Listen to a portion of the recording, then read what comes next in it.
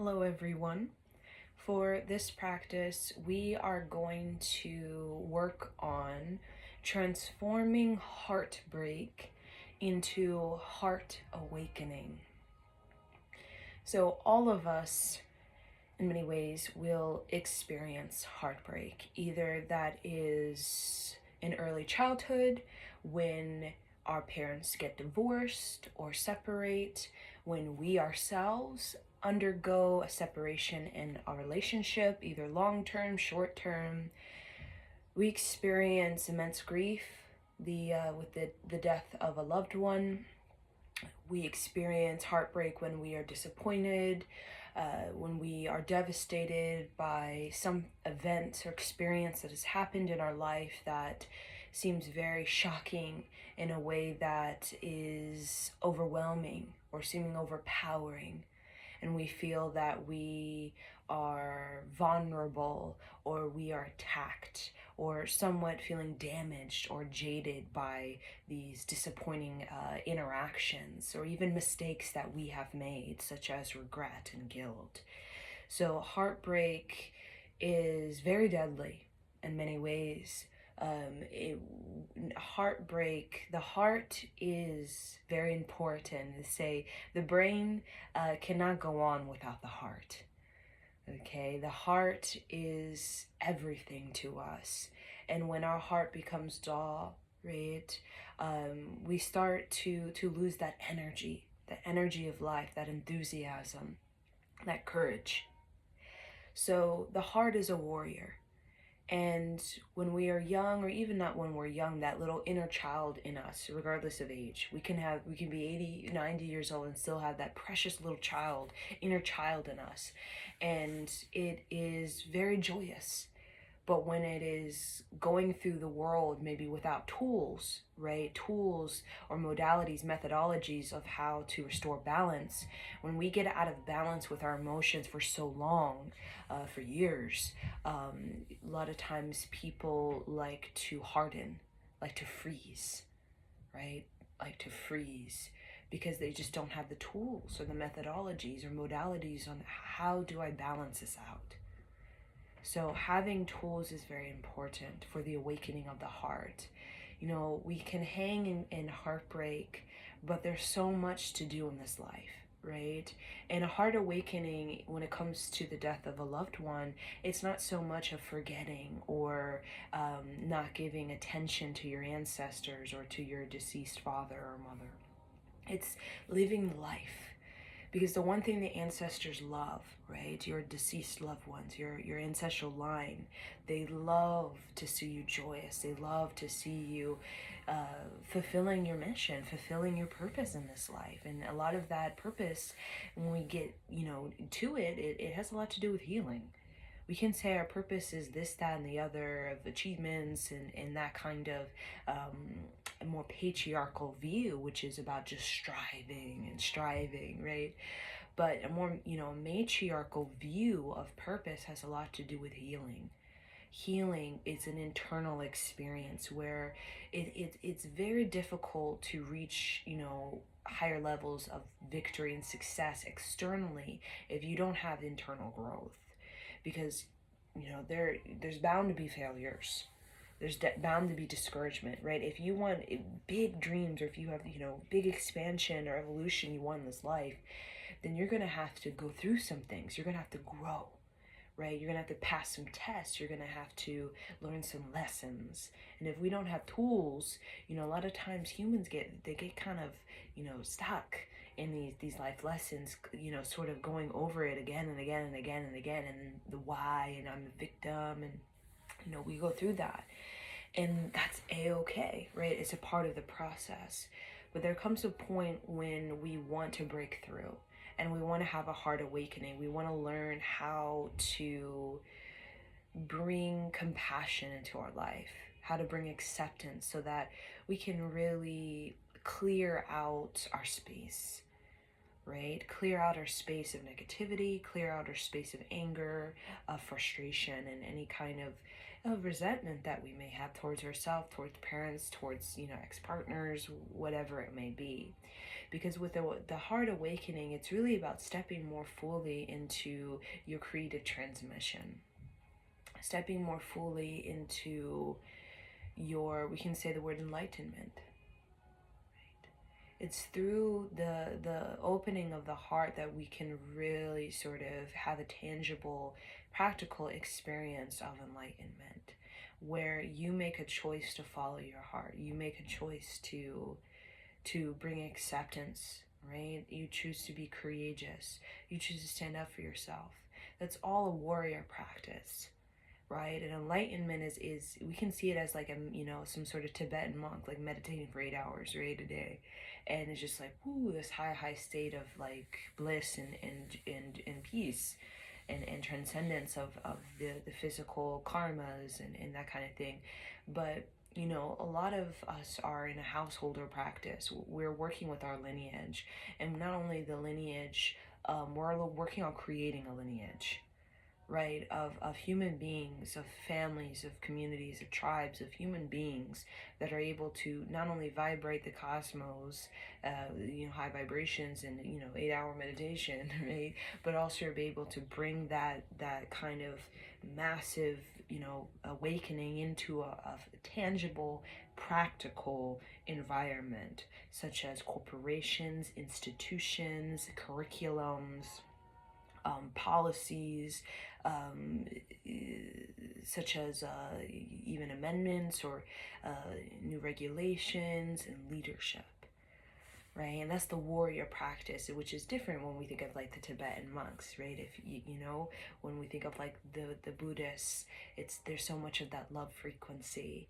and a part of the Kundalini yoga, it works with that men's love frequency, but it also works on getting that frequency into this space that we live in, called 3D Earth, called the job, the institutions such as education, when it comes to economy and the justices and a social economic kind of window, right? So we bring a lot of this teachings, these ideas, through the heart awakening. We can think of our brain, which is rational, and it has thoughts and it makes plans and strategies on how to go about it the best way.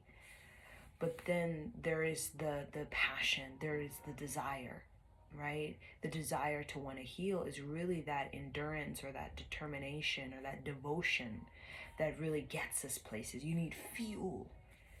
It's one thing to have, so many people have ideas, beautiful ideas, but we have to have fuel. We need energy to actually go the distance, because a lot of these high vibrational ideas, they need a craftsmanship.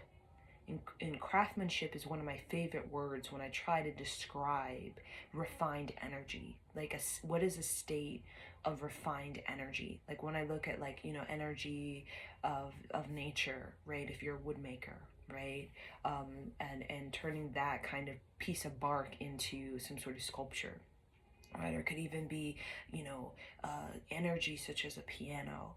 There's all this, sort of melodic, invisible energy, right? And how do you kind of refine it in a way that it kind of vibrates in a certain creative awakening? It's that craftsmanship. And we know craftsmanship is very practical. It's very practical. It's a very tangible experience.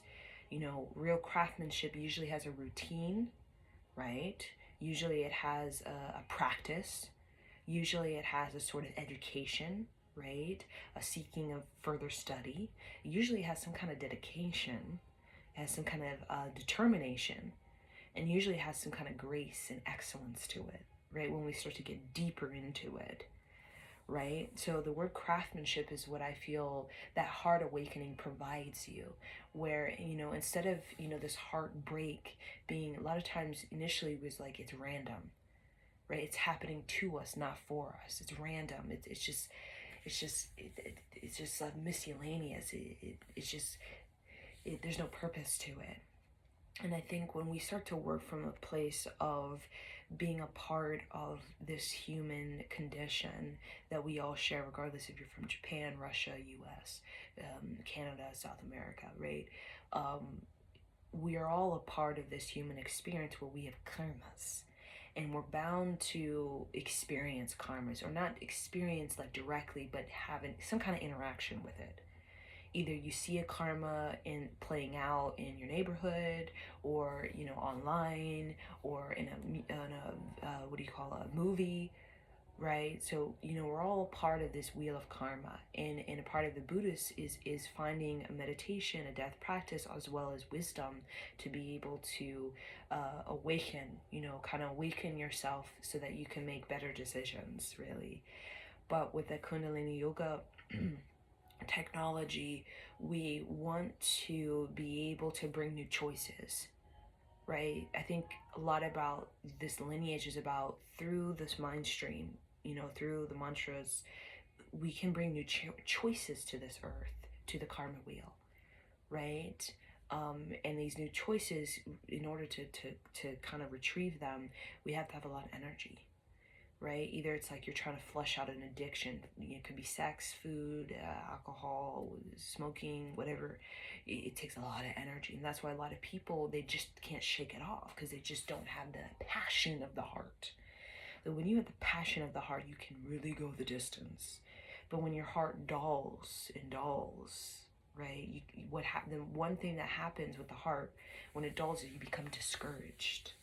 You become discouraged to heal, from this past relationship, to heal from this disappointment, or whatever it is, right? You lost something, you failed at something, right? You were embarrassed, you felt, judged.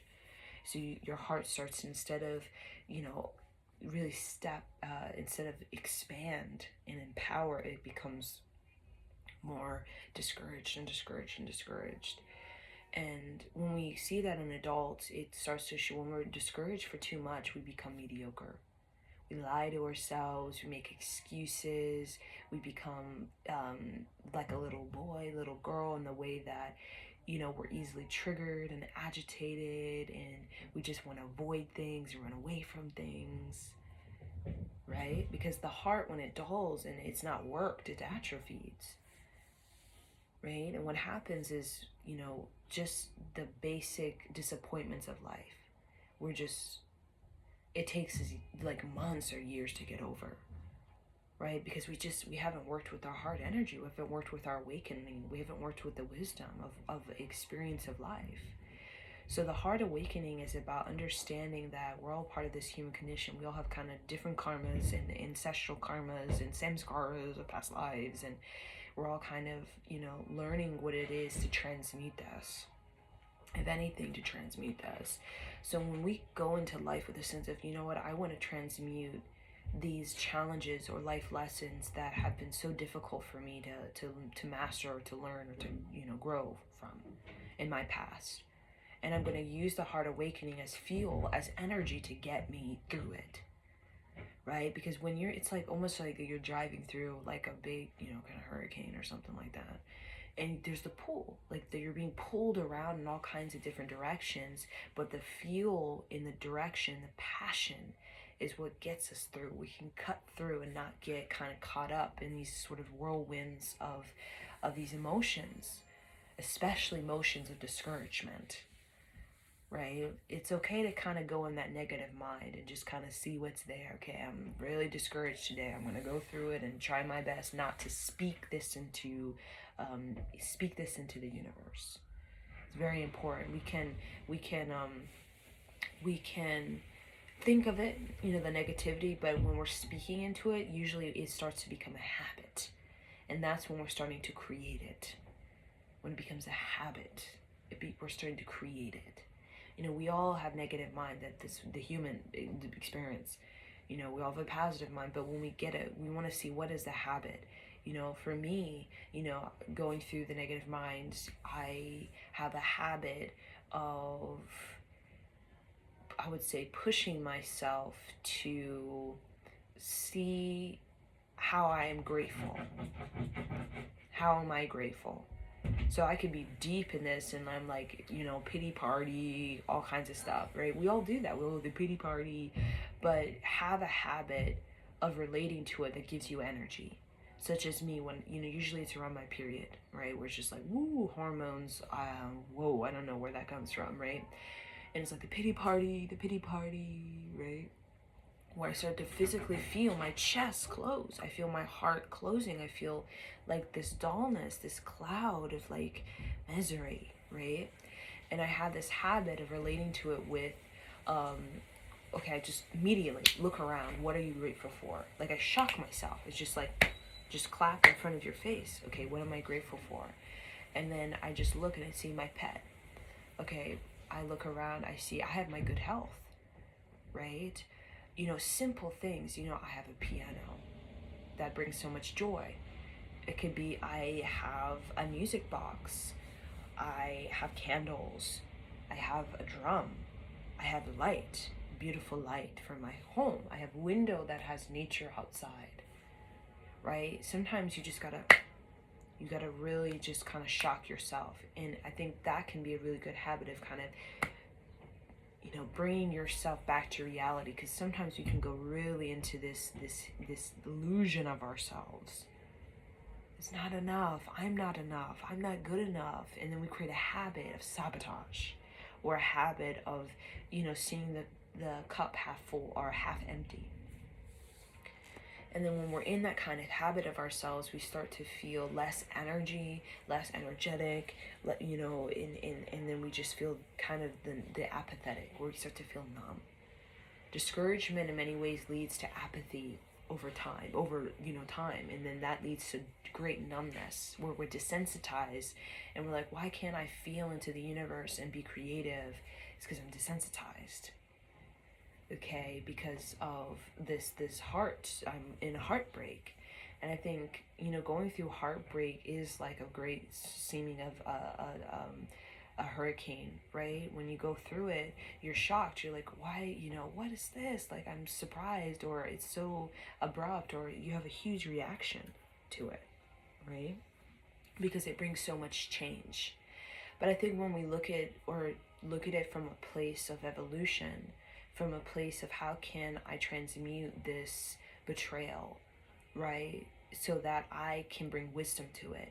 I think that brings so much, you know, progress. But when you're going through it, it also brings a deep awakening.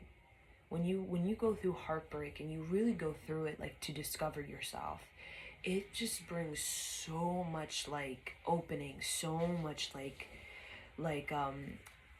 you're uncovering so much about yourself, even like past lives and your childhood. Like my first heartbreak, I discovered so much about my childhood in the way of like my, you know, father and daughter type of relationship, and how that has affected me as a young woman. And you know what I'm saying? You can use that heartbreak, because it's like an open door. It makes you vulnerable. It like opens you up in a way that you're uncomfortable, because you're like, man, I'm so open. I don't want to be open, right? Like, you're so open. Like, heartbreak will literally crack you open.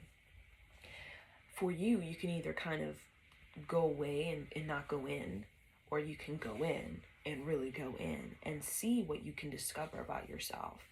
And I'm telling you, the real reality of what you discover about yourself has a lot to do with the things that you want to transmute in this life, the things you want to balance out, right? Like for me, father-daughter relationship, that was something I needed to balance out, in the way of feeling unwanted, or feeling unloved, and these type of emotions. But I don't think I would have really, really gone deep with it if I didn't have that heartbreak that opened me up. And like, whoa, I went right in, like falling into the depth.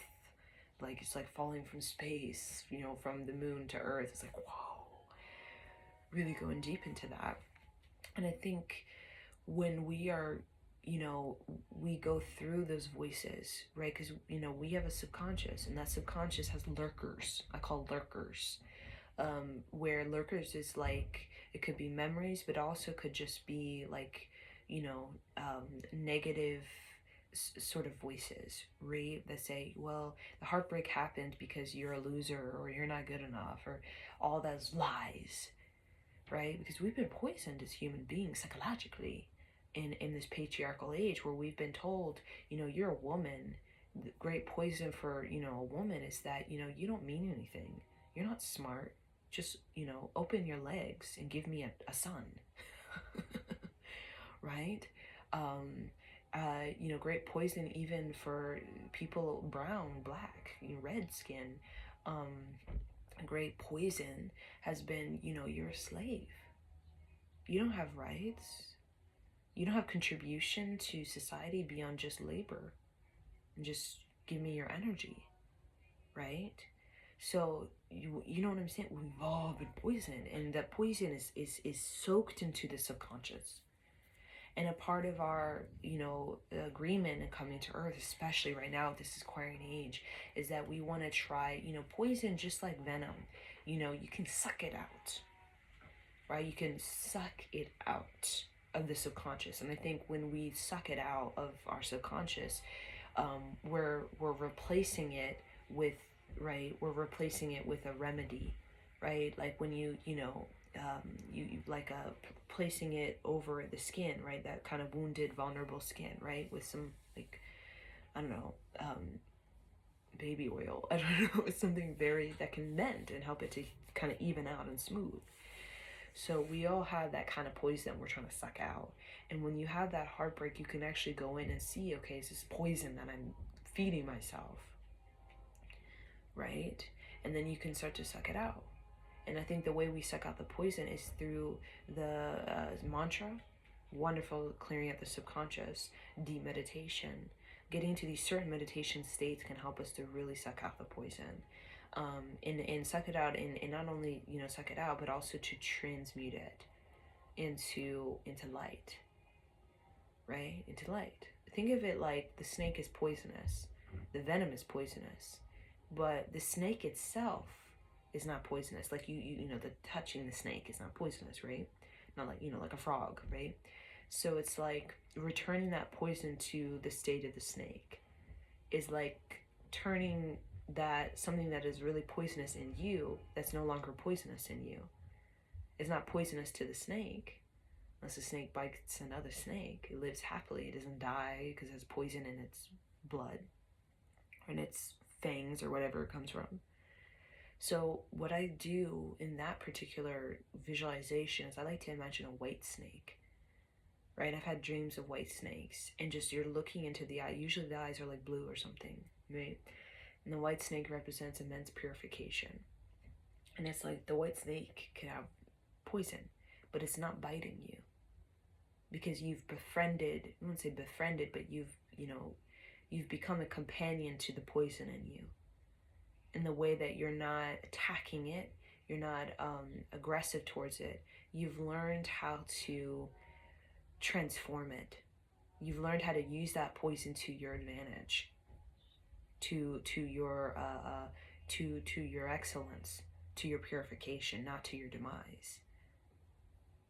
I think when we use our poison to our advantage and not to our demise, it's like we know we have the poison, but we start to work with it, have a relationship with it, where we start to understand that it's a part of our life experience, but it's a part of our mission to actually work through it and to figure out how can we kind of remedy all of it.